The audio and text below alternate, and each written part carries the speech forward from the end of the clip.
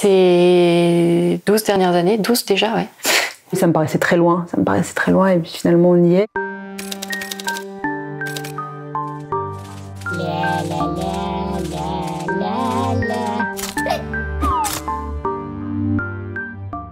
Je me dirais bosser, parce que j'ai toujours été une grosse fainéante, quand j'étais au lycée surtout. Je pense que j'avais les capacités, mais j'ai pas assez bossé pour, et que du coup je regrette un peu, ça m'a fermé certaines portes. Après voilà, c'est le seul conseil que je me donne, parce qu'en fait en soi, je regrette pas mon parcours ni rien. Donc. Arrête de focus ton attention sur les mecs. Ici t'es en cours et ton avenir se joue tout de suite. Et honnêtement, c'est vraiment, je pense, la terminale, surtout la terminale, c'est ton pivot, c'est vraiment ton tremplin, ta transition dans la vie. Et honnêtement, si mes choix avaient été différents à ce moment-là, si j'avais pas été influencée par l'amour, par des choses qui m'ont pris mon énergie, autre que celle que de me focus sur moi-même, j'aurais pu faire de meilleurs choix. J'ai regretté, mon année de licence d'allemand. Comme toute la matière, je la connaissais déjà de toute façon, et que, j'ai perdu un an, quoi. J'ai perdu un an bêtement à m'enfumer la gueule comme un pompier, et ça s'arrête là, quoi. C'était une année littéralement perdue, dans laquelle j'ai pas perdu que du temps, mais aussi beaucoup d'argent, quoi. Et ça, c'était une erreur. Bon, peut-être que je devais la faire pour apprendre, mais si je réussissais à mâcher entre guillemets le travail, je pense que ce serait un des conseils que je lui dirais. Méfie-toi des surplus de weed, parce que ça te fait rêver de jour, mais oublie tes vrais rêves. Le point où j'en suis aujourd'hui, j'en suis heureux. Et si je suis là à ce moment précis, dans cette situation précise, c'est par l'accumulation de tous les choix que j'ai pu faire, les actions, les erreurs, les choses bien, les réussites, les échecs. Tout ça, ça m'a conduit à être là aujourd'hui et à être content de ce que je fais. Donc je pense que le Philippe de 18 ans, j'irai pas le voir, je le laisserai refaire la même chose. Je pense que je me serais surtout dit de pas trop me soucier du regard des gens, en fait, et ça a été quelque chose qui m'a quand même toujours au moins freiné, sinon affecté dans ma vie jusqu'à longtemps. Et ouais, le fait de se faire confiance, et puis de se dire que à partir du moment où on fait des choses que l'on aime, qu'on est entouré de gens qu'on aime, ben c'est pas très grave en fait si tout le monde ne valide pas ce qu'on fait ou ce que l'on est. Ce que les autres pensent de moi m'est devenu totalement égal, alors qu'avant le poids du regard des autres, terrible. Je lui dirais de faire plus attention à elle, à moi, à ne penser qu'à moi, arrêter de penser tout le temps aux autres en priorité et penser à moi, mon bonheur. De plus en plus, j'arrive à me détacher de mes devoirs en quelque sorte, de toutes les responsabilités que j'ai toujours eues jusqu'à maintenant. Et je commence à gagner de plus en plus en égoïsme peut-être. La perception des gens détruit totalement ce que tu veux être. C'est ça qui m'a tuée, moi personnellement. J'ai essayé trop de faire par rapport à ce que les gens attendaient de moi, et au final j'en suis au point de départ. J'en suis à Sarah qui est en terminale et qui veut toujours devenir danseuse, tu vois. Mais ouais, focus sur soi, perception des gens zéro, en tout cas le moins possible, et surtout se donner de l'amour. Je pense que j'ai perdu en naïveté. Je suis un peu plus lucide sur les gens, sur le monde. Je suis moins piou-piou les petits oiseaux. Ce que j'ai perdu en route, c'est ma naïveté et mon optimisme. Parce qu'étant plus jeune, j'étais beaucoup plus optimiste, j'avais plus d'attentes de la vie. J'aurais aimé savoir que les relations humaines étaient aussi compliquées. Je lui dirais qu'il y a des gens qui sont très cruels et que du coup, il faut pas forcément raconter les choses facilement. C'est vrai que quand j'étais au lycée, j'ai notamment beaucoup lu Rousseau et sa conception de la bonté naturelle des hommes, et en fait j'y crois pas du tout. J'y crois plus du tout en fait. J'ai toujours cru en la bonté naturelle des gens et je le crois de moins en moins. Être préparé à à la méchanceté gratuite, ce genre de choses. Je cherche toujours à comprendre en fait les choses, comprendre le comportement des gens, comprendre leurs agissements. Et je sais que parfois il ne faut pas forcément se poser de questions, mais ça c'est un truc qui a pas été facile, toujours notamment dans le boulot. Nous on est là au lycée, enfin étudiants, et on est amis, tout se passe bien, et en fait t'arrives dans le boulot et t'es confronté à des gens qui s'écrasent entre eux, quoi. Et moi je comprends pas ça. J'ai un problème de dépendance affective, déjà de une, je l'ai ciblé il y a pas très longtemps. Aujourd'hui je sais que c'est ça, avant je le savais pas forcément. Donc c'est-à-dire que le peu de personnes que je rencontrais, dès qu'ils me donnaient un peu d'intérêt, ou cette affection qui me manquait, j'allais vers elle et je la lâchais pas. Et c'était souvent des personnes nocives, parce que quand tu es dépendante affectivement, c'est ce genre de personnes qui te tombent dessus. Je pense que le fait que j'ai une petite malformation, ça m'a permis de voir les personnes qui étaient influençables déjà parce qu'elles suivaient le troupeau et se moquaient de moi alors qu'elles en avaient rien à faire. Ça m'a permis de voir les personnes bien directement. Et aussi, ça m'a permis de m'accepter moi-même au fur et à mesure. Ce que je sais maintenant, c'est que personne ne pense exactement de la même manière. Parce qu'on a tous vécu une expérience différente, on analyse tous les choses de manière différente et qu'en fait, notre perception à nous, c'est pas du tout celle des autres nécessairement. Ce qui aurait été bon de savoir, comment le dire, qu'on a tous un potentiel infini de mener des projets, de mener sa vie à bien, de réussir tout ce qu'on fait. La seule limite qu'on va se mettre, c'est finalement notre imagination, qui est bridée par notre enseignement. J'ai un peu arrêté de me rabaisser moi-même. Voilà, ce qui a été salvateur. N'aie pas peur de parler, de dire ce que tu penses. Tu es génial.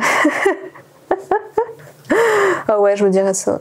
Ce que j'ai gagné, c'est peut-être de la confiance en la personne que je suis. Sur le fait de se sentir bizarre ou à part, c'est vrai que avec le temps, finalement, on se rend compte que tout le monde a ses petites bizarreries et ça rend bien normal au final. Et surtout, on tombe toujours au fil des années sur des gens qui acceptent bien. On se dit, bon, c'est pas si grave. Donc peut-être que ça, je pourrais le dire à Caroline du passé. T'inquiète pas, prends du recul sur tout ça et tu verras, tout va bien se passer. Je pense que c'est encore ce que je me dirais à ce moment-là parce que je manquais beaucoup de confiance en moi, en elle. Même encore aujourd'hui, j'ai encore du mal. Mais j'ai déjà plus de confiance en moi aujourd'hui dans ce que je fais et dans ce que j'entreprends. De ne pas m'inquiéter sur ce que j'allais devenir ou quoi que ce soit. Que je trouverai ma voie à l'instant T. Juste envie de lui dire, laisse-toi porter. Vis ta vie, laisse-toi porter et ça se passera bien. Ce sera pas dur comme ça tout le temps. Parce que je trouve que c'est un âge vraiment très très difficile. Et jusqu'à un certain âge, je dirais jusqu'à 25 ans, c'est très difficile. Juste la période où on se construit.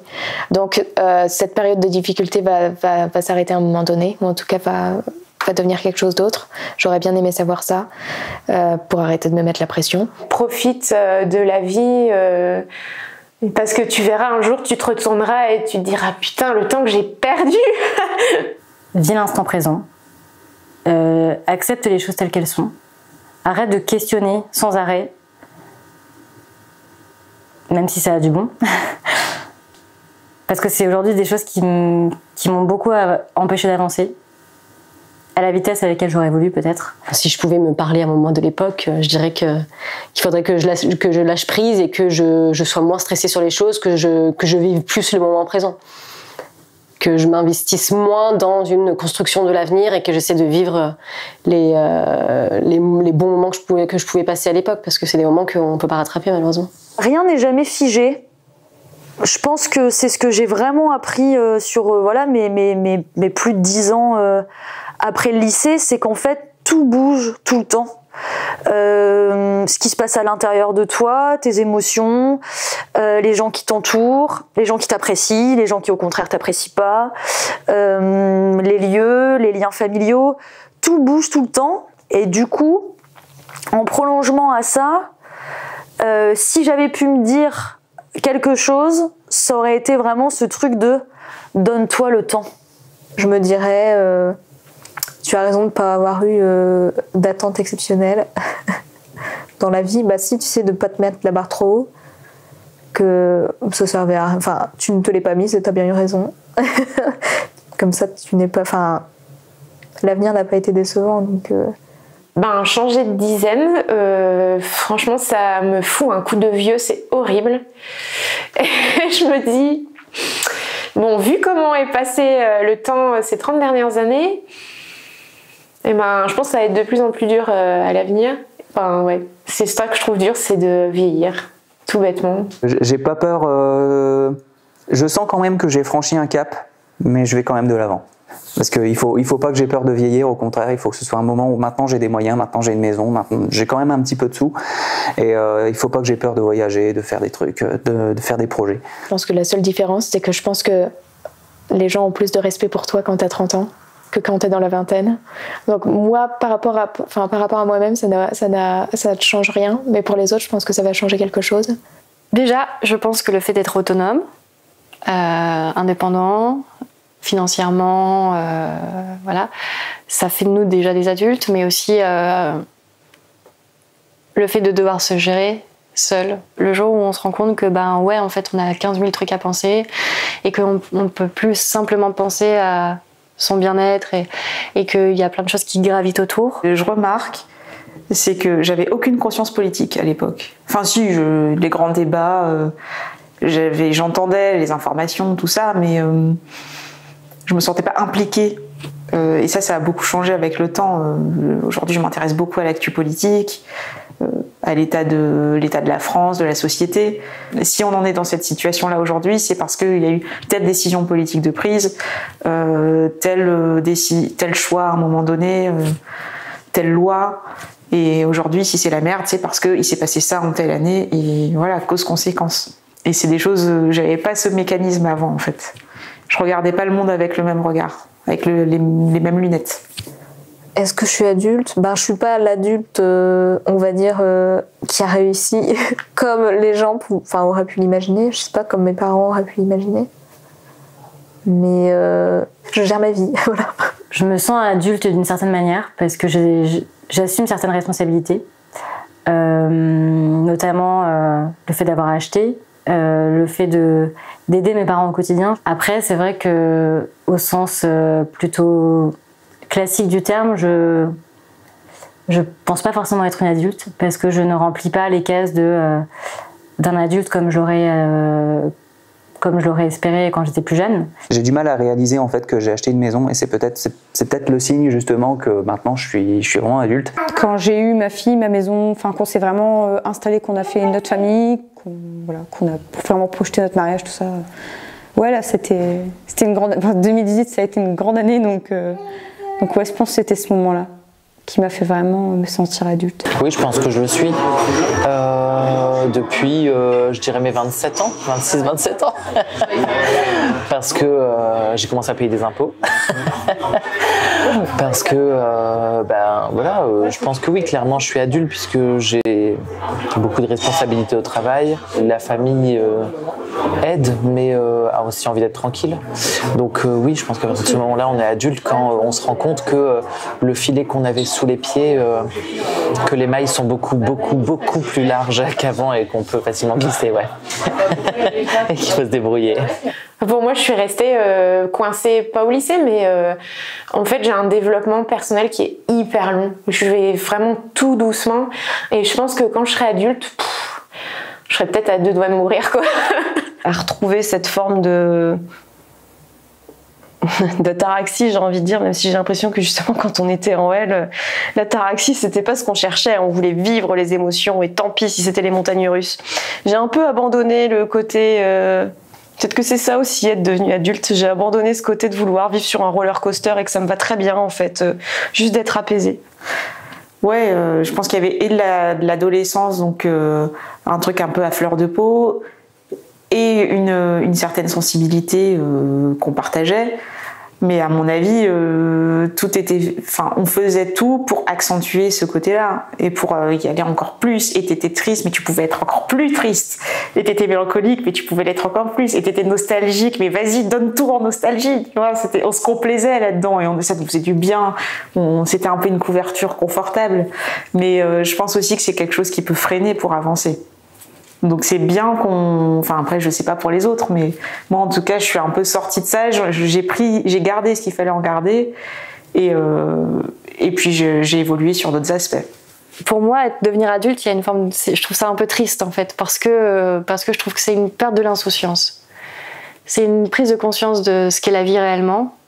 Et elle est la vie c'est très beau mais c'est aussi très difficile et il y a plein de choses qui viennent parfois contrebalancer les moments de joie et de bonheur. Et pour moi, c'est ça. Je pense que c'est ça être adulte, c'est prendre conscience du